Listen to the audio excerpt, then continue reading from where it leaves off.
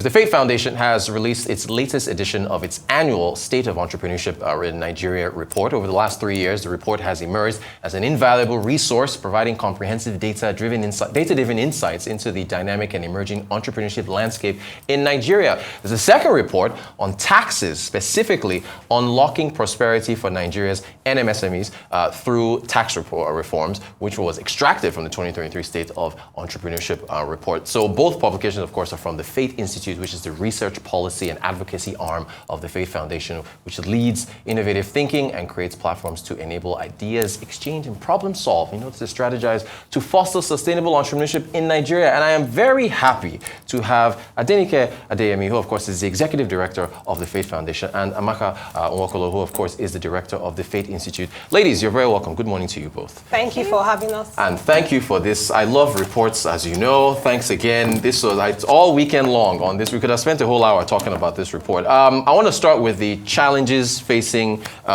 businesses in Nigeria. You've got a top 10. You had a survey. You talked, I believe, to over 10,000 of these SMEs. Limited, there we go. So again, limited access to finance, number one, poor power supply in second place, unstable government policies, multiple taxation, poor access to markets. There's also a top 10, poor capacity building, limited business support, there's insecurity, foreign exchange challenges, lack of a skilled workforce, and poor access to input material. So Adenike, I want to start with you. I want to focus on number 4. Your survey had a high number of businesses that are unaware of the total amount of taxes they should be paying. What's the trigger behind that? Yes, so thanks again, Rotus. To give context, every year when we do the State of Entrepreneurship in Nigeria report, what we want to look at is business performance along 5 indicator areas. And entrepreneurship, the state of entrepreneurship in Nigeria, we do that across the 36 states and the FCT, looking at businesses, particularly in the nano, micro, small, and medium enterprise category. This particular year, like you've noted, we decided to bring out the conversation on taxation because, again, it's also a relevant topic, looking at Nigeria as a country that's also trying to enhance the revenue potential and a lot of reforms that we're expecting in the fiscal space. And so taxation was something that we wanted to shed a light on. I think there are different issues around taxation, and one of the things you've pointed out is a lack of awareness of the type, the forms, the ways, and the different expectations around taxes, particularly for anybody running a small and growing business in Nigeria. And so when people think of tax, normally they will think of taxes at the federal level, particularly the ones FIRS has oversight on, and also at the state level. But from our report and from a lot of studies that have been out there, there's so many taxes across the different levels, particularly at state and local levels, that are administered by non-state actors, and people literally only get to know them at the point with which they're being penalized for not complying by them. So a lot of the issues around lack of awareness is because there's so many taxes. On page 24 of our report, we actually list the ones we've even been able to find, and different reports will show from 60, sometimes even to over a few hundreds, depending on the type of business, the state that you're in, and the way that your business is. And so when you have a situation where there's a lot of taxes, you're going to have situations where a lot of people do not know what taxes to pay, who to pay to, when to pay to. So compliance and collection then becomes a problem. Wow, thank you for that. Amaka, let me bring you in here. The reports looked at, this is on the other, the main report itself, which the tax information was gotten from, 4 major events that, impacted MSMEs in the country. So you had the Naira redesign, you had the general elections, fuel subsidy removal, foreign exchange reforms. Of course, that's nano, micro, small, and medium enterprises. Now, again, great survey. I really enjoyed the survey. I think it was 89% of entrepreneurs said they were negatively impacted by the Naira redesign. And then it was 90% said they were impacted by fuel subsidy removal. What, Amaka, does this say about timing, execution, and implementation of government policies? Right, thank you. Thank you very much, Reuters. I think that with policy implementation, it's important, it's very critical that planning and coordination, right, is top gear. With both policies that you've referenced, there were great motives behind introducing those policies. So, for example, the Naira redesign, the idea was to curb counterfeiting, was to reduce cash hoarding, was to also promote inclusion, which are great initiatives and motives. However, the central bank underestimated the amount of time that it would take, to circulate the new naira, even the amount of naira that was needed. And so because of that gap, the impact of that is that we saw a lot of nano and micro businesses feeling the brunt of this significantly. And there's some data out there to show, how did this impact businesses. For example, there's a report out there that shows that Nigeria lost about 20 trillion naira, right? There's another report by the Lagos Chamber of Commerce and Industry that shows that economic activity in Lagos declined by 20%. Wow. But the interesting thing is that as much as this data shows on a broad level what has happened within the space, there's some impact that we're not able to capture immediately. So for example, erosion and maybe investor confidence coming into the country, for example, we can't really capture that. And so that's why it's critical when we're implementing economic reforms at that level of that magnitude, that planning, thorough planning, and coordination is essential. When we look at fuel subsidy, we've been having the conversation around fuel subsidy, and we can debate it on and on, the pros and the cons, and again, great motives behind that. But then with the implementation, it felt like the rug was pulled abruptly, from under the feet of small businesses. And so again, small businesses are feeling the brunt of that when it comes to high operation costs, which of course sometimes they have to pass that cost over to consumers. And then we see rising increase in the prices of goods and services, which all of us can bear witness to because we live here, And so it's important that there's a holistic approach, there's an intentional sort of thinking behind it, because as simple sometimes as these decisions might look, it has ripple effects that can significantly disrupt and even negatively disrupt the ecosystem. As shown in your survey, thank you for that, Amaka. Adenike, let me come back to you. Still on taxes, just to drill down further into your survey. There were challenges that businesses listed, right? You kind of touched on them in your first answer, but we've got multiple taxation, 25% of respondents, poor information on taxes, 18%, poor records on use of taxes, so I guess trust in government. All these things that are listed here, Adenike, how do you address them? One fell swoop or one by one? What's the... So that's the question of a chicken and an egg, right? I think they're different things. At the government level, we're trying to increase and enhance revenue for the country. And this is across federal and state level. And so on the one hand, the government is right to try to enhance the different opportunities with which it can to generate revenues locally. But on the other hand, we have a lot of small and growing businesses who've borne the brunt of paying taxes. And who've borne the brunt of paying taxes. Remember I talked about the issues of non-state actors. Right. In fact, a lot of the people that we surveyed, most of the taxes went to them. If you think of, if you're in the bus or if you're somewhere, those people that will give you stickers, those people that will give you different charges, those are the different types of ways that businesses are taxed. And when somebody who is running a business, whether a micro business on the side of the road or a small shop or a larger SME business, they see government as one. They see government, whoever comes to them, radio license, TV license, signage license, anything, they see government as one. And the importance around harmonizing, I think, is the first thing that needs to be addressed in a way that is structured, is efficient, addresses issues around communication and engagement, but also the fact that there is a trust deficit, and so one of the things we recommended is that social contract that people need to know where are taxes going to, how are they utilized. So first of all, what are the taxes we need to pay, to who, when, how, in what way, and make it efficient, easy, simple, not complicated.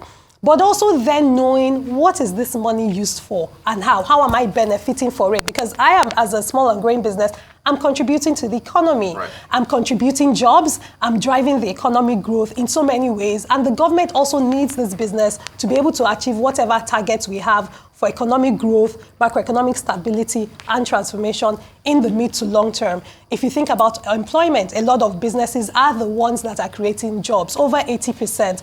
And so what the issue here is, how do we create that handshake where we are able to enable and support businesses to grow and thrive and not use taxes to kill businesses?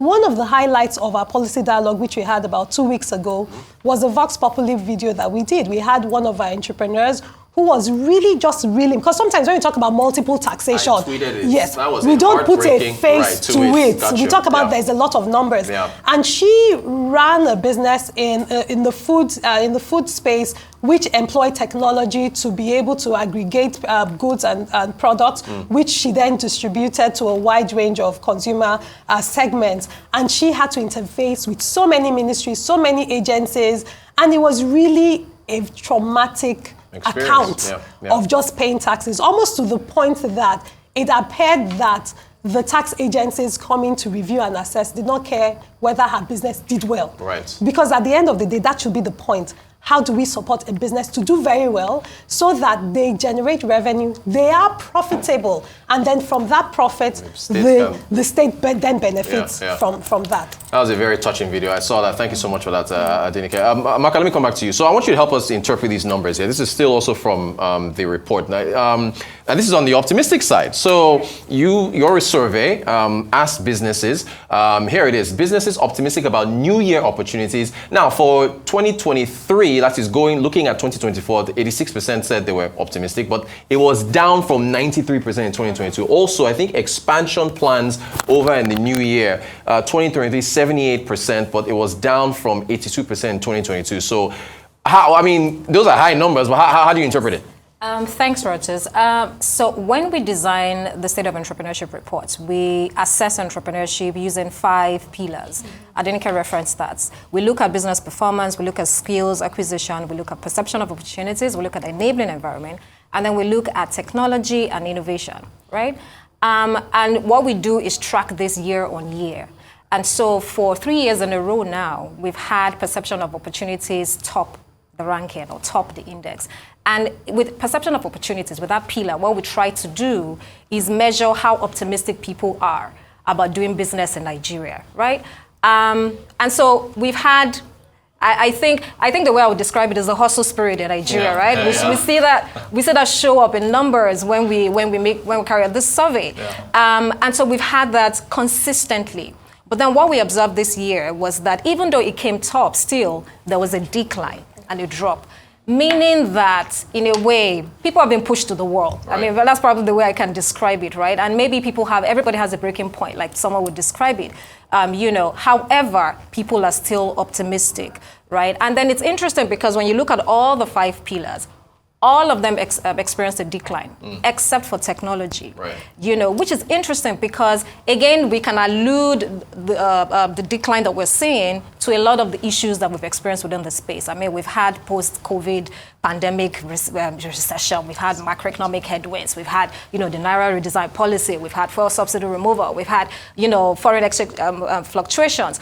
All of this impacts businesses. So in a way, we're not shocked to see that. But in the midst of all of that, what is also happening is that people are also adapting technology more. So for example, with Naira scarcity, people were forced to figure out, figure out how to make payments, using technology. So we saw an uptake in that. But then with perception of opportunities, I would say people are still optimistic.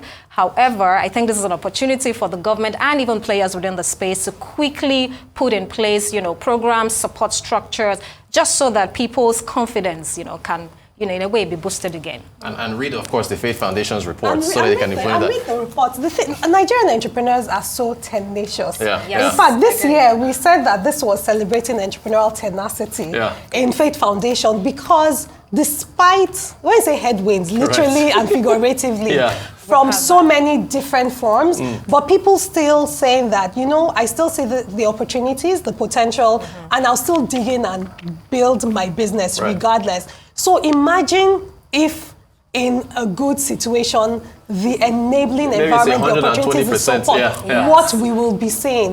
When we go for programs with other people who are supporting entrepreneurs across the world, they're trying to inspire entrepreneurial spirits. We're like, no, we're trying to tell people that, not everybody really needs to be running a business in Nigeria, just to show that that spirit of entrepreneurship and enterprise, it's in our blood, it's in our veins. And the potential to create innovation, to support growth, to enable the kind of socioeconomic impact that we see. I mean, even looking at youth-led businesses and what they're doing, even despite the odds, even despite sometimes some inexperience with the space, it's really, really inspiring. And we really hope that this encourages people to see the different ways where they can continue to support, enable, inspire, motivate entrepreneurship at its different forms and expressions across the country. Great stuff. The can-do spirit of the Nigerian entrepreneur. Adenike, I still want to drill down on the tax side of things. You were mentioning non-state actors earlier. So still from your survey, I think about as far as a gender breakdown of businesses not registered. So for female-led businesses of total 58%, for male-led 49%. So what does this mean? What's the implication for tax collection? So from a gender lens perspective, I think that when we're looking at tax collection, it has to be across board, firstly speaking, but then also disaggregated in terms of the demographic implications. One of the things that I'm very excited with the new committee looking was they had started to then take gender look to it, but guess what? Also disability inclusion to it too. Yeah. So I do know that there are members within this Presidential Committee on Fiscal and Tax Reforms that are looking at what's the implication to enhancing and supporting and enabling women to be able to better pay taxes. Because if you even think about if you're running a business and the people that would come into your business presence and premises, there is something antagonistic about that experience, and to a certain way, there is sometimes the intention around it for fair. And you can imagine that even for that, for somebody who is a woman running a business, that can be challenging. So I do know that, and the encouragement is to have that gender lens to it. But when we also look at inclusion, particularly from our end, we also look at disability inclusion. And one of the things we're also seeing is that even persons with disabilities are considered. Because sometimes even simple things around payment of taxes, if somebody is visually impaired, if somebody is auditory impaired, how are they able to access the platforms that provide information or help and enable the collection in the same way that every other person should, without, implicating or impacting their own disability implications. All right. Thank you for that. Still on the gender side of things, Amaka, so we saw more more growth for female-led SMEs. 73%, 73.6% growth for female-led, as opposed to 70.6% for men. What was the trigger? Is it tech again, or what was the triggers for growth? So first off, yay, women. Yeah. I'm with you on that. So this year with the survey, we did see some form of closure in a way between, with regards to the gender divide, because we had more women in the survey. So this year we had 43% women as against 39% last year. So again, here women. Right. But with regards to growth, three major factors. So one was definitely access to new opportunities and new markets. Two was also increased demand. And then three was, again, technology. Again, this is also not surprising because we've carried out a previous study that actually showed that women are demonstrated agility when it comes to adapting to technology. Yeah. So I think that with everything that was happening within the ecosystem, it was interesting to see a lot of them, utilize technology to be able to access new markets and new opportunities, which in a way, resulted in the growth that we see for female-led businesses. So exciting. Fantastic for that, man. May they continue to grow. Thank you, Amaka. I think you mentioned the presidential Committee on Fiscal Policy and Tax Reform. I want to get your take on Taiwo Oyedele and, of course, President Tinubu turning to the private sector to try to work things out as far as tax issues are concerned. So what's your take on his appointment and working with him or speaking with him? Yes. So I think from our end, and even taking the pulse of a lot of the members of our entrepreneurial community, people were very excited with Taiwo Oyedele's appointment as the head of the committee, and for different reasons, because sometimes to deal with to deal with a critical situation, you would like somebody who has a good grasp of the issues and has had experience with that. And a lot of the feedback we got then was that this was somebody that even before his appointment was focused on educating and enlightening both sides in terms of the tax process, tax implications, and tax issues. And so in my personal perspective, I view him as a round peg in a round hole. Coincidentally, we also had him at our policy dialogue, and I moderated the fireside chat with him. And one of the things we spoke about was how was the committee looking to address issues around complex process, ambiguity, multiple taxation, harmonization, affecting the collection process in a way that did not hamper or disable micro, small, and medium businesses. And some of the things he had said at that time, which we will hope they are able to walk through and implement, and hopefully by our next policy dialogue, we'll take him up on it. We'll be, first of all, simplifying the tax process. From what he said, they're working towards reducing the number of taxes across all levels to single digits, which would be great.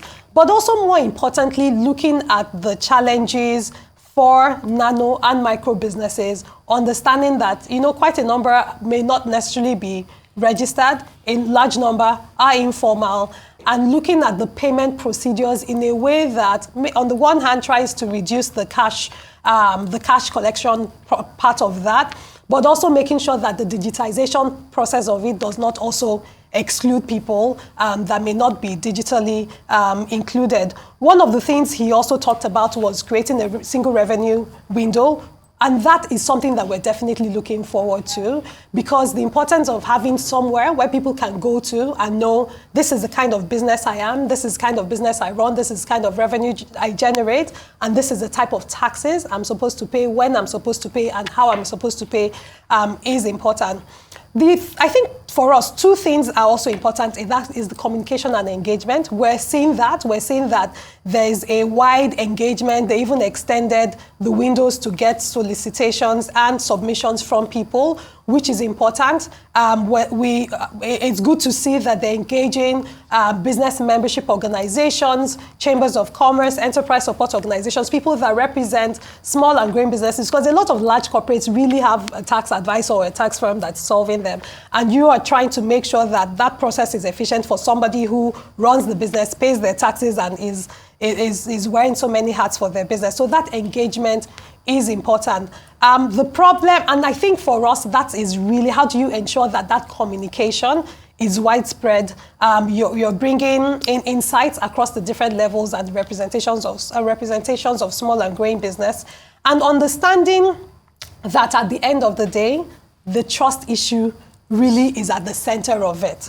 And so even after, and hopefully in the mid to long term, taxes are harmonized and streamlined, how do you build the trust of the people with the accountability for the revenues that are collected, and that people see that reflected in social amenities, in education, in roads, in health, and also in a way that makes it easy for them to be able to focus on growing and building and sustaining their businesses. Fantastic stuff. We only have a minute left. We're practically out of time, but I just want to get are you guys optimistic for 2024 and what it holds for SMEs? Amaka, you go first. So my answer would always be yes. Yeah. Yes. When I think of what's happening within the youth entrepreneurship space, for example, what's happening with female-led businesses, for example, my answer is yes. I'm definitely optimistic. And with, the new ministers taking up the offices, hopefully settling in properly now. In the new year, we can hit the ground running with implementation and with proper planning first, and then implementation of some programs and policies. So I am very optimistic. Right. And then again, final thoughts. If you see the entrepreneurs we